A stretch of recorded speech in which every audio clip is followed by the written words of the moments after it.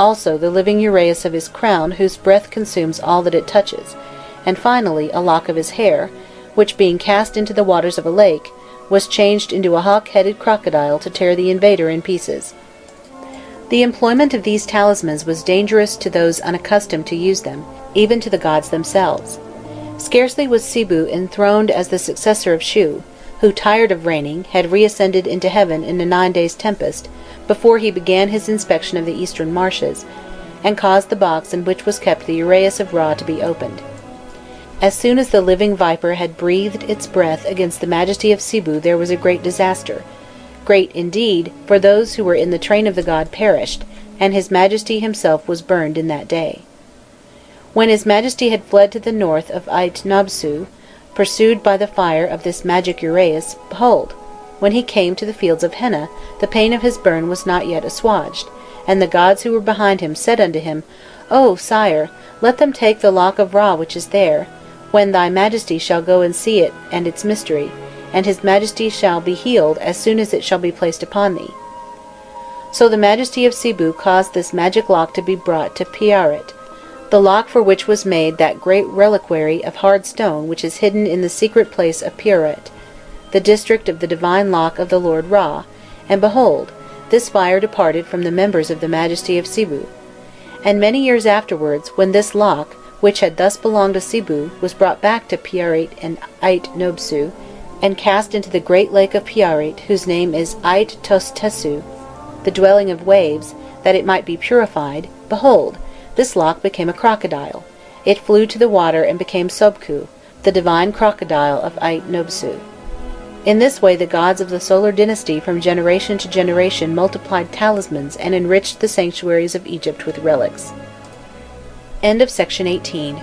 Chapter 3. The Legendary History of Egypt, Part 3. Were there ever duller legends and a more senile fantasy? They did not spring spontaneously from the lips of the people, but were composed at leisure by priests desirous of enhancing the antiquity of their cult, and augmenting the veneration of its adherents in order to increase its importance. Each city wished it to be understood that its feudal sanctuary was founded upon the very day of creation, that its privileges had been extended or confirmed during the course of the first divine dynasty, and that these pretensions were supported by the presence of objects in its treasury which had belonged to the oldest of the king gods. Such was the origin of tales in which the personage of the beneficent pharaoh is often depicted in ridiculous fashion. Did we possess all the sacred archives, we should frequently find them quoting as authentic history more than one document as artificial as the chronicle of Ait-Nobsu. When we come to the later members of the Ennead, there is a change in the character and in the form of these tales. Doubtless Osiris and Sit did not escape unscathed out of the hands of the theologians, but even if sacerdotal interference spoiled the legend concerning them, it did not altogether disfigure it. Here and there in it is still noticeable a sincerity of feelings and liveliness of imagination, such as are never found in those of Shu and Sibu.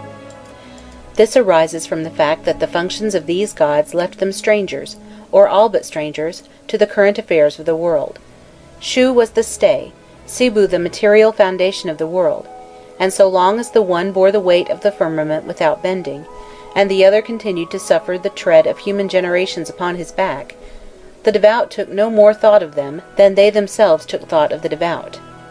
The life of Osiris, on the other hand, was intimately mingled with that of the Egyptians, and his most trivial actions immediately reacted upon their fortunes. They followed the movements of his waters, they noted the turning points in his struggles against drought, they registered his yearly decline, yearly compensated by his aggressive returns and his intermittent victories over Typhon. His proceedings and his character were the subject of their minute study. If his waters almost invariably rose upon the appointed day, and extended over the black earth of the valley, this was no mechanical function of a being to whom the consequences of his conduct are indifferent. He acted upon reflection, and in full consciousness of the service that he rendered. He knew that by spreading the inundation he prevented the triumph of the desert. He was life, he was goodness, Onofriu, and Isis, as the partner of his labours, became like him the type of perfect goddess. But while Osiris developed for the better, Sit was transformed for the worse, and increased in wickedness as his brother gained in purity and moral elevation. In proportion as the person of Sit grew more defined, and stood out more clearly, the evil within him contrasted more markedly with the innate goodness of Osiris, and what had been at first an instinctive struggle between two beings somewhat vaguely defined, the desert and the Nile, water and drought, was changed into conscious and deadly enmity. No longer the conflict of two elements, it was war between two gods, one labouring to produce abundance, while the other strove to do away with it, one being all goodness and life, while the other was evil and death incarnate. A very ancient legend narrates that the birth of Osiris and his brothers took place during the 5 additional days at the end of the year. A subsequent legend explained how Nuit and Sibu had contracted marriage against the express wish of Ra, and without his knowledge. When he became aware of it, he fell into a violent rage, and cast a spell over the goddess to prevent her giving birth to her children in any month of any year whatever. But Thought took pity upon her, and playing at draughts with the moon, won from it, in several games, 1/72nd part of its fires, out of which he made 5 whole days, and as these were not included in the ordinary calendar, Nuit could then bring forth her 5 children, one after another, Osiris, Heroris, Sit, Isis, and Nephthys. Osiris was beautiful of face, but with a dull and black complexion. His height exceeded 5½ yards. He was born at Thebes, in the first of the additional days, and straightway a mysterious voice announced that the Lord of all, Nibu-Urzeru, had appeared. The good news was hailed with shouts of joy, followed by tears and lamentations, when it became known with what evils he was menaced. The echo reached Ra in his far-off dwelling, and his heart rejoiced, notwithstanding the curse which he had laid upon Nuit. He commanded the presence of his great-grandchild in Zeus, and unhesitatingly acknowledged him as the heir to his throne. Osiris had married his sister Isis, even, so it was said, while both of them were still within their mother's womb, and when he became king he made her queen regent and the partner of all his undertakings. The Egyptians were as yet but half civilized. They were cannibals, and though occasionally they lived upon the fruits of the earth, they did not know how to cultivate them. Osiris taught them the art of making agricultural implements, the plough and the hoe, field labour, the rotation of crops, the harvesting of wheat and barley, and vine culture. Isis weaned them from cannibalism, healed their diseases by means of medicine or of magic, united women to men in legitimate marriage, and showed them how to grind grain between 2 flat stones, and to prepare bread for the household. She invented the loom, with the help of her sister Nephthys, and was the first to weave and bleach linen. There was no worship of the gods before Osiris established it, appointed the offerings, regulated the order of ceremonies, and composed the text and melodies of the liturgies. He built cities, among them Thebes itself, according to some, though others declared that he was born there. As he had been the model of a just and pacific king, so did he desire to be that of a victorious conqueror of nations, and placing the regency in the hands of Isis, he went forth to war against Asia, accompanied by Thought the Ibis and the jackal Anubis. He made little or no use of force of arms, but he attacked men by gentleness and persuasion, softened them with songs in which voices were accompanied by instruments, and taught them also the arts which he had made known to the Egyptians. No country escaped his beneficent action, and he did not return to the banks of the Nile until he had traversed and civilized the world from one horizon to the other. Sit Typhon was red-haired and white-skinned, of violent, gloomy, and jealous temper. Secretly he aspired to the crown, and nothing but the vigilance of Isis had kept him from rebellion during the absence of his brother. The rejoicings which celebrated the king's return to Memphis provided Sit with his opportunity for seizing the throne. He invited Osiris to a banquet along with 72 officers, whose support he had ensured, made a wooden chest of cunning workmanship, and ordered that it should be brought in to him, in the midst of the feast. As all admired its beauty, he sportively promised to present it to any one among the guests whom it should exactly fit. All of them tried it, one after another, and all unsuccessfully, but when Osiris lay down within it, immediately the conspirators shut the lid, nailed it firmly down, soldered it together with melted lead, and then threw it into the Tanitic branch of the Nile, which carried it to the sea. The news of the crime spread terror on all sides. The gods friendly to Osiris feared the fate of their master, and hid themselves within the body of animals to escape the malignity of the new king. Isis cut off her hair, rent her garments, and set out in search of the chest. She found it aground near the mouth of the river, under the shadow of a gigantic acacia, deposited it in a secluded place where no one ever came, and then took refuge in Buto, her own domain and her native city, whose marshes protected her from the designs of Typhon, even as in historic times they protected more than one pharaoh from the attacks of his enemies. There she gave birth to the young Horus, nursed and reared him in secret among the reeds, far from the machinations of the wicked one. But it happened that Sit, when hunting by moonlight, caught sight of the chest, opened it, and recognizing the corpse, cut it up into 14 pieces, which he scattered abroad at random. Once more Isis set forth on her woeful pilgrimage. She recovered all the parts of the body excepting one only, which the Oxyrhynchus had greedily devoured, and with the help of her sister Nephthys, her son Horus, Anubis, and Thot, she joined together and embalmed them, and made of this collection of his remains an imperishable mummy, capable of sustaining forever the soul of a god. On his coming of age, Horus called together all that were left of the loyal Egyptians and formed them into an army. His followers, Shos-u-huru, defeated the accomplices of Sit, Samiu-Sit, who were now driven in their turn to transform themselves into gazelles, crocodiles, and serpents, animals which were henceforth regarded as unclean and Typhonian. For 3 days the two chiefs had fought together under the forms of men and of hippopotami, when Isis, apprehensive as to the issue of the duel, determined to bring it to an end. Lo! She caused chains to descend upon them, and made them to drop upon Horus. Thereupon Horus prayed aloud, saying, I am thy son Horus. Then Isis spake unto the fetters, saying, Break and unloose yourselves from my son Horus. She made other fetters to descend, and let them fall upon her brother Sit. Forthwith he lifted up his voice and cried out in pain, and she spake unto the fetters, and said unto them, Break! Yea, when Sit prayed unto her many times, saying, Wilt thou not have pity upon the brother of thy son's mother? Then her heart was filled with compassion, and she cried to the fetters, Break, for he is my eldest brother. And the fetters unloosened themselves from him, and the two foes again stood face to face, like two men who will not come to terms. Horus, furious at seeing his mother deprive him of his prey, turned upon her like a panther of the south. She fled before him on that day when battle was waged with Sit the Violent, and he cut off her head. But Thot transformed her by his enchantments, and made a cow's head for her, thereby identifying her with her companion, Hathor. The war went on, with all its fluctuating fortunes, till the gods at length decided to summon both rivals before their tribunal. According to a very ancient tradition, the combatants chose the ruler of a neighbouring city, Thot, lord of Hermopolis Parva, as the arbitrator of their quarrel. Sit was the first to plead, and he maintained that Horus was not the son of Osiris, but a bastard, whom Isis had conceived after the death of her husband. Horus triumphantly vindicated the legitimacy of his birth, and Thot condemned Sit to restore, according to some, the whole of the inheritance which he had wrongfully retained, according to others, part of it only.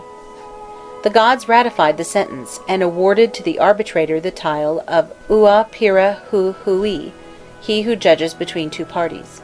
A legend of more recent origin, and circulated after the worship of Osiris had spread over all Egypt, affirmed that the case had remained within the jurisdiction of Sibu, who was father to the one and grandfather to the other party.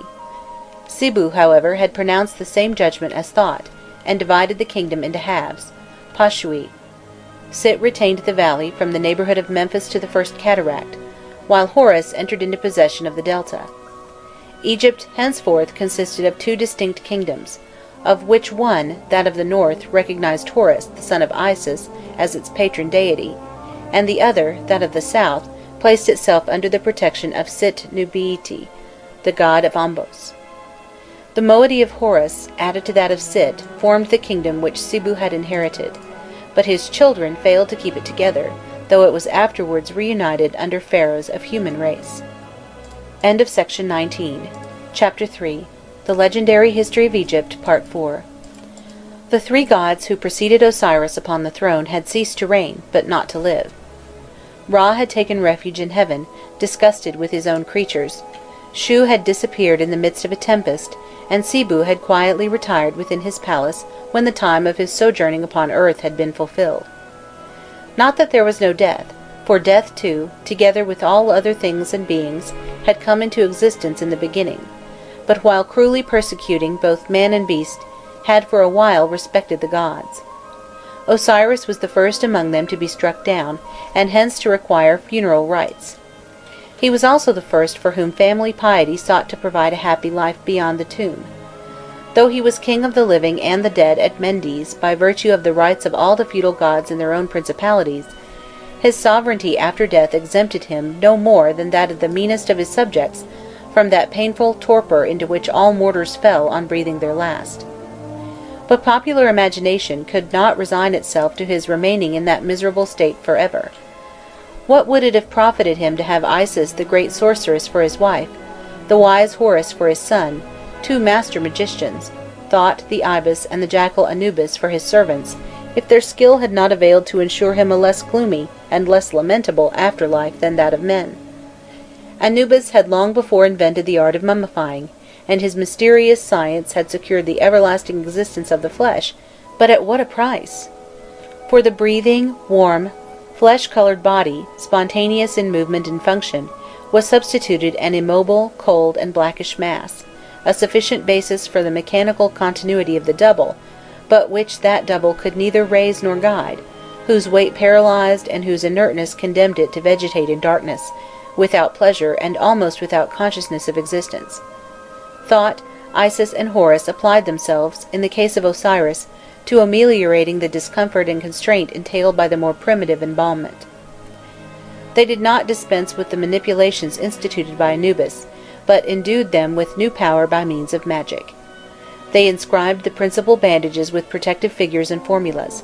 They decorated the body with various amulets of specific efficacy for its different parts. They drew numerous scenes of earthly existence and of the life beyond the tomb upon the boards of the coffin, and upon the walls of the sepulchre chamber. When the body had been made imperishable, they sought to restore, one by one, all the faculties of which their previous operations had deprived it.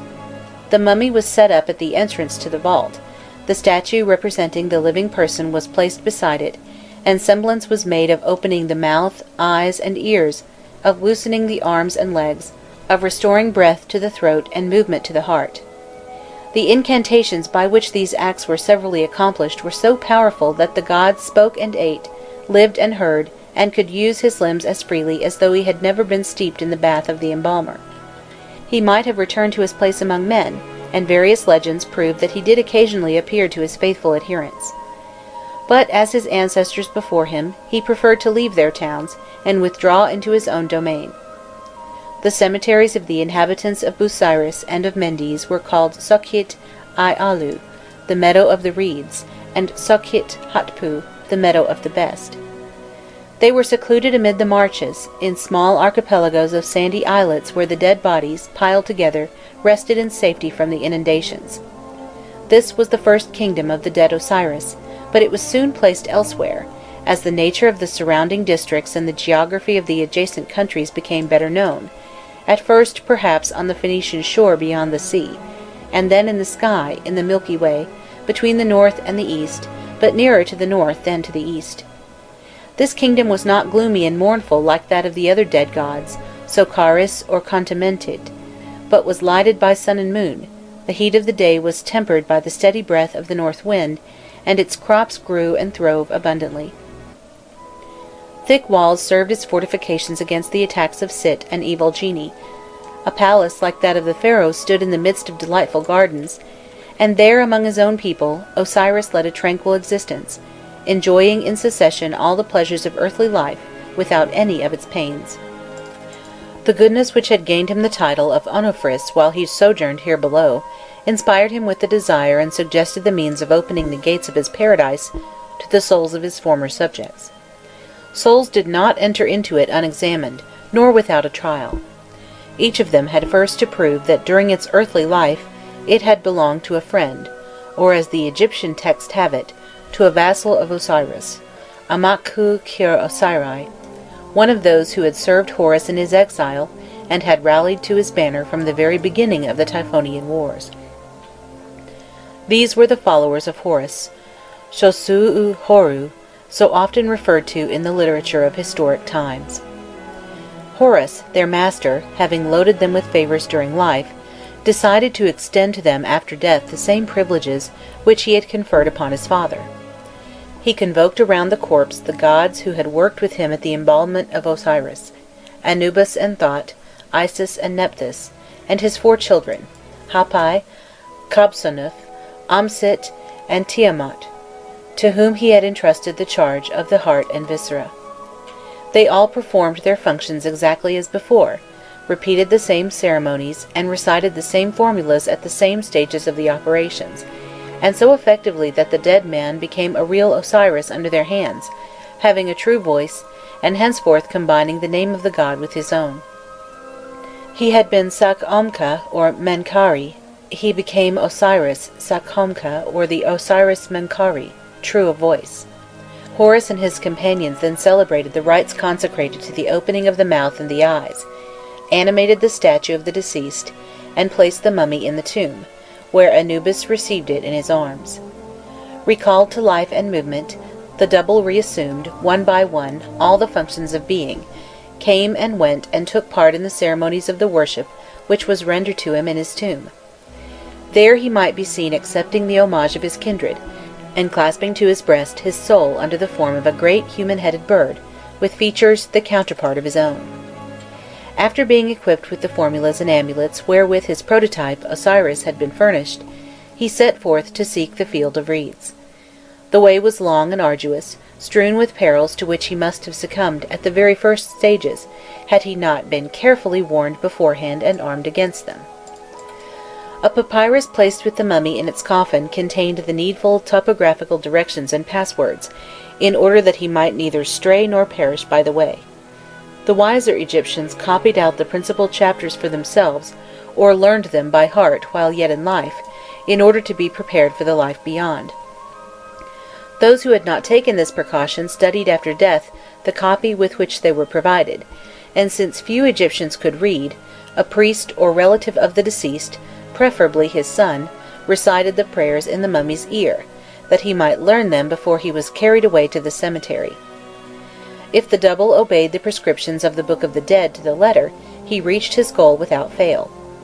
On leaving the tomb he turned his back on the valley, and staff in hand climbed the hills which bounded on the west, plunging boldly into the desert, where some bird, or even a kindly insect such as a praying mantis, a grasshopper, or a butterfly, served as his guide. Soon he came to one of those sycamores which grow in the sand far away from the Nile, and are regarded as magic trees by the Fellahin. Out of the foliage a goddess, Nuit, Athor, or Nit, half emerged, and offered him a dish of fruit, loaves of bread, and a jar of water. By accepting these gifts he became the guest of the goddess, and could never more retrace his steps without special permission.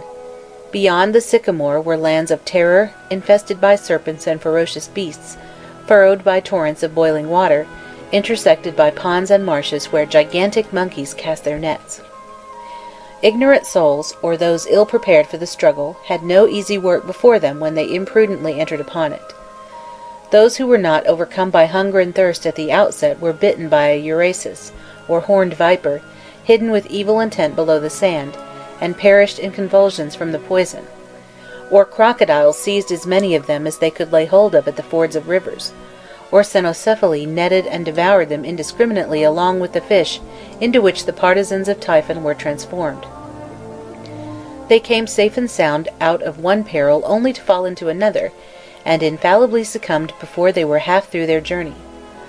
But on the other hand, the double who was equipped and instructed, and armed with the true voice, confronted each foe with the phylactery and the incantation by which his enemy was held in check. As soon as he caught sight of one of them he recited the appropriate chapter from his book. He loudly proclaimed himself Ra, Tumu, Horus, or Khopri, that god whose name and attributes were best fitted to repel the immediate danger, and flames withdrew at his voice, monsters fled or sank paralyzed, the most cruel of genii drew in their claws and lowered their arms before him.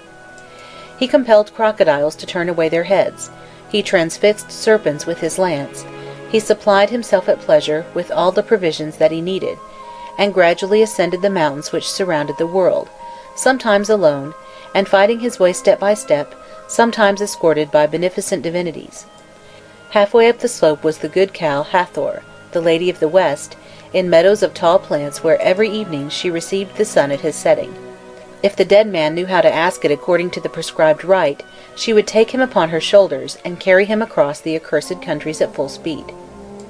Having reached the north, he paused at the edge of an immense lake, the Lake of Ka, and saw in the far distance the outline of the islands of the blessed.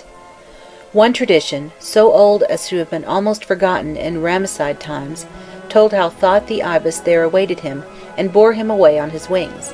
Another, no less ancient but of more lasting popularity, declared that a ferry boat plied regularly between the solid earth and the shores of paradise. The god who directed it questioned the dead, and the bark itself proceeded to examine them before they were admitted on board, for it was a magic bark. "Tell me my name," cried the mast, and the travellers replied, "He who guides the great goddess on her way is thy name." "Tell me my name," repeated the braces. "The spine of the jackal Ua Pua Itu is thy name." "Tell me my name," proceeded the masthead. "The neck of Amsit is thy name." "Tell me my name," asked the sail. "Nuit is thy name." Each part of the hull and of the rigging spoke in turn and questioned the applicant regarding its name, this being generally a mystic phrase by which it was identified, either with some divinity as a whole, or else with some part of his body. When the double had established his rite of passage by the correctness of his answers, the bark consented to receive him and to carry him to the further shores. There he was met by the gods and goddesses of the court of Osiris, by Anubis, by Hathor the lady of the cemetery, by Nit, by the two Maites who preside over justice and truth, and by the 4 children of Horus stiff-sheathed in their mummy wrappings. They formed, as it were, a guard of honour to introduce him and his winged guide into an immense hall, the ceiling of which rested on light, graceful columns of painted wood. At the further end of the hall Osiris was seated in mysterious twilight within a shrine, through whose open doors he might be seen wearing a red necklace over his close-fitting case of white bandaging, his green face surmounted by the tall white diadem flanked by 2 plumes, his slender hands grasping flail and crook, the emblems of his power. Behind him stood Isis and Nephthys watching over him with uplifted hands, bare bosoms, and bodies straightly cased in linen. 42 jurors who had died and been restored to life like their lord, and who had been chosen, one from each of those cities of Egypt which recognized his authority, squatted right and left, and motionless, clothed in the wrappings of the dead, silently waited until they were addressed. End of section 20. Chapter 3. The Legendary History of Egypt, Part 5. The soul first advanced to the foot of the throne, carrying on its outstretched hands the image of its heart or of its eyes, agents and accomplices of its sins and virtues. It humbly smelt the earth, then arose, and with uplifted hands recited its profession of faith. "Hail unto you, ye lords of truth! Hail to thee, great God, Lord of truth and justice! I have come before thee, my Master, I have been brought to see thy beauties. For I know thee, I know thy name, I know the names of thy 42 gods who are with thee in the hall of the 2 truths, living on the remains of sinners, gorging themselves with their blood, in that day when account is rendered before Onofris, the true of voice. Thy name, which is thine, is the God whose 2 twins are the ladies of the 2 truths, and I know you, ye lords of the 2 truths. I bring unto you truth, I have destroyed sins for you. I have not committed iniquity against men, I have not oppressed the poor, I have not made defalcations in the necropolis, I have not laid labour upon any free man beyond that which he wrought for himself.